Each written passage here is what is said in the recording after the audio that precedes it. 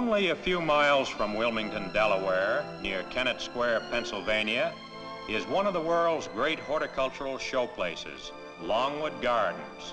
This great display garden has been called an American pleasure garden. Originally developed under the personal direction of the late Pierre Samuel DuPont, Longwood ranks with the famous Kew and Hempstead Gardens in London, those of the Villa d'Este at Tivoli, and the Borghese in Rome. Through Mr. DuPont's generosity, the gardens are operated all year round by the Longwood Foundation, a non-profit organization for the edification and enjoyment of the public without charge. Every year, about 500,000 persons from all over the world visit Longwood. More than 12,000 visitors have toured the gardens on a single day in spring or early fall.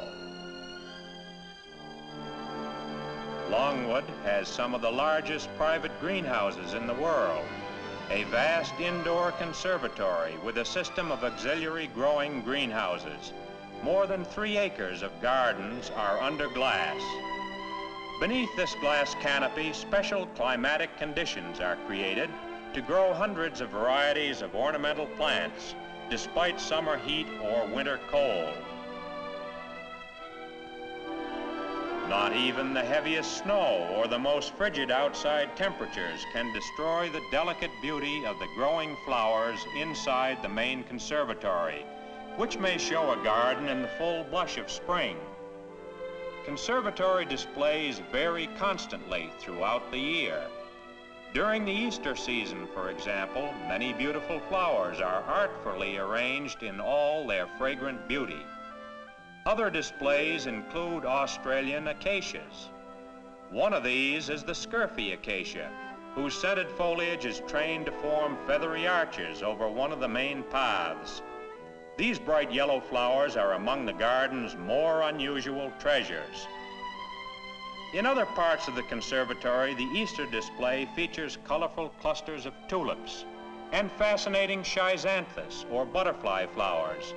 They form a mass of brilliant reds, yellows, and purples framed against a green background of shrubbery and lawn.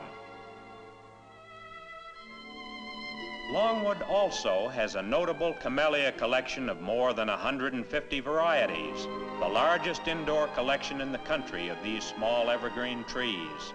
In February and March, all the camellias are in full bloom, single, semi-double, and double varieties.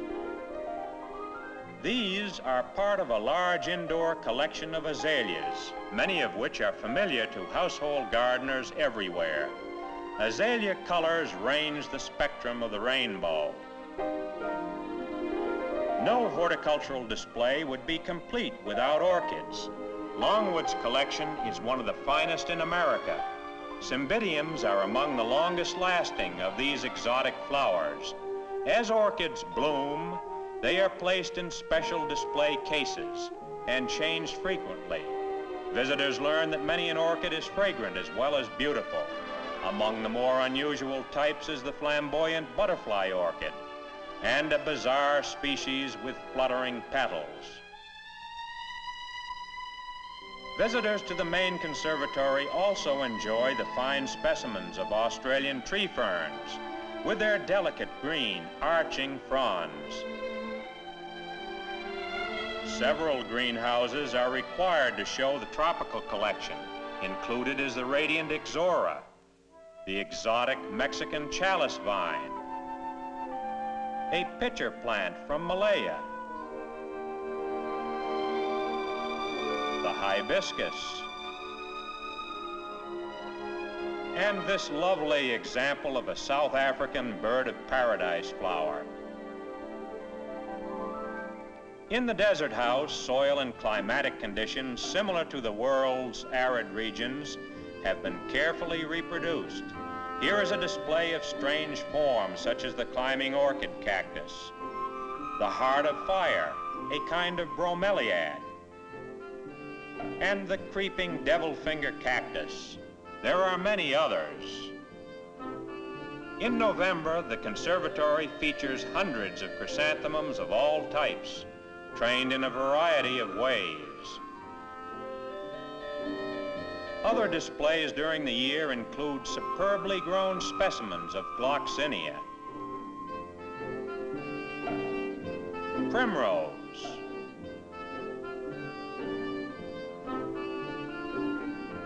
ranunculus,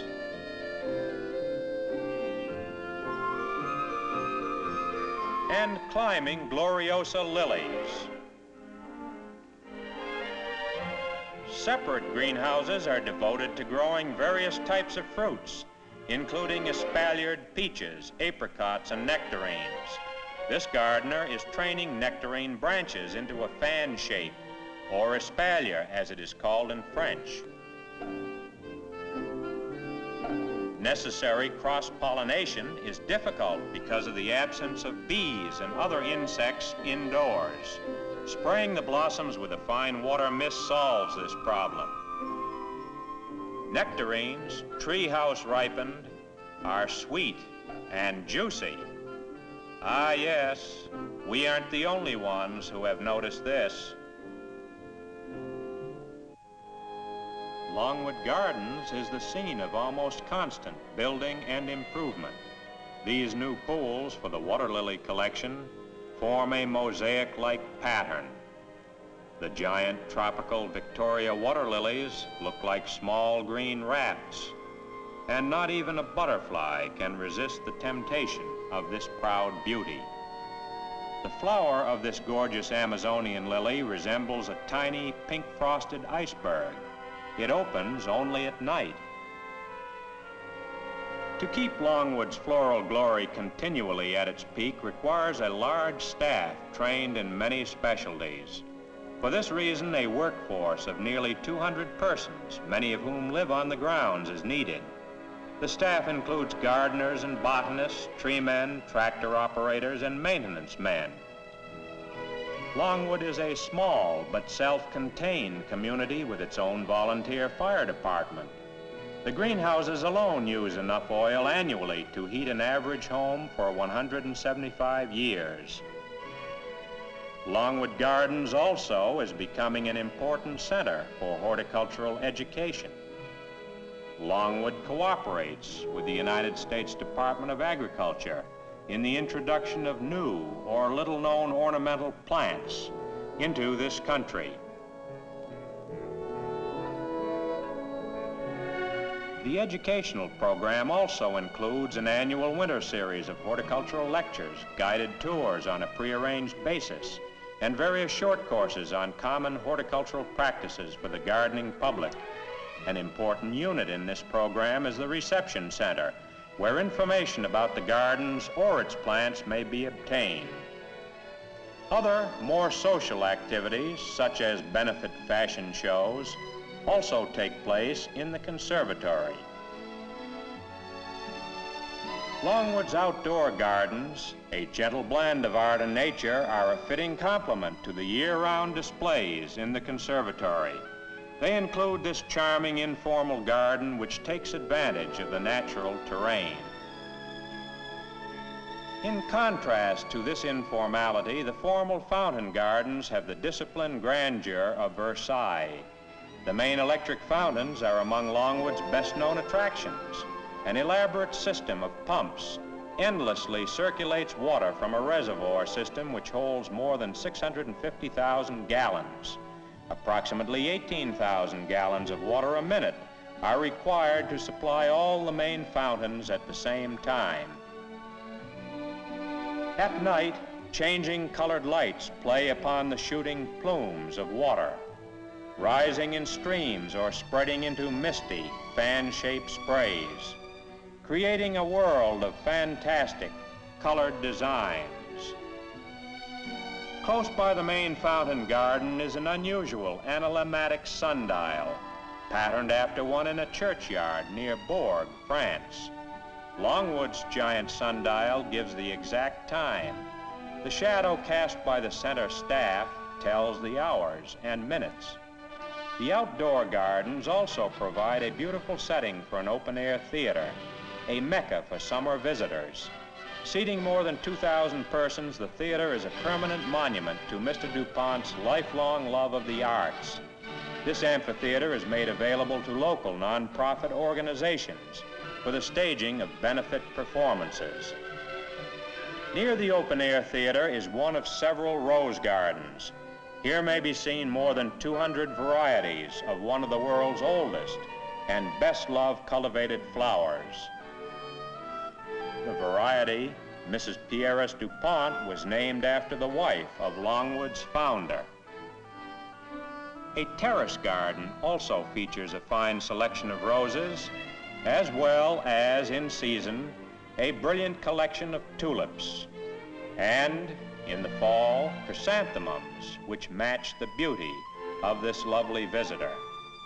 In the summer, the attractive square garden with its single graceful fountain is surrounded with a mass of multicolored periwinkle. An exceptionally lovely part of the outdoor gardens is a small lake, beautifully situated against a background of fine trees, a sloping wooded hillside and wide sweeping lawns. In the full glory of spring, the lake is bordered with a carpet of golden daffodils. And here is the same scene, the bright yellow of the daffodils gone, everything mantled in winter's white cloak. Below the lake, visitors see the Renaissance elegance of an Italian water garden, patterned after a famous villa garden near Florence. The 4 blue tile pools are bordered in ivy, neatly trimmed so that the garden is all green and gray except for the shimmering blue of the pools and the flashing jets of the fountains in the sunlight.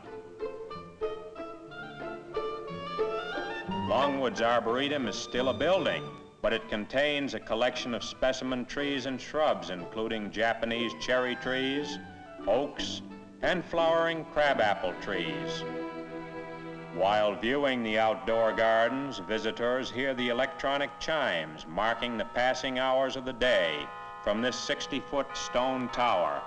Near the chimes tower is a graceful waterfall. Tumbling from a rocky ledge, the falling water is not only a thing of beauty, it also serves a practical purpose.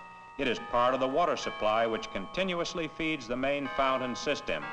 At night, the artificial cascade is brilliantly illuminated amid this sylvan setting. These are only a few of the scenes at Longwood Gardens, which has become one of America's outstanding horticultural showplaces. The great conservatory, with its many acres under glass, the outdoor gardens and open-air theater, all help make these gardens a cultural center where the arts of landscape architecture, horticulture, music, and drama are harmoniously combined for the enjoyment of all.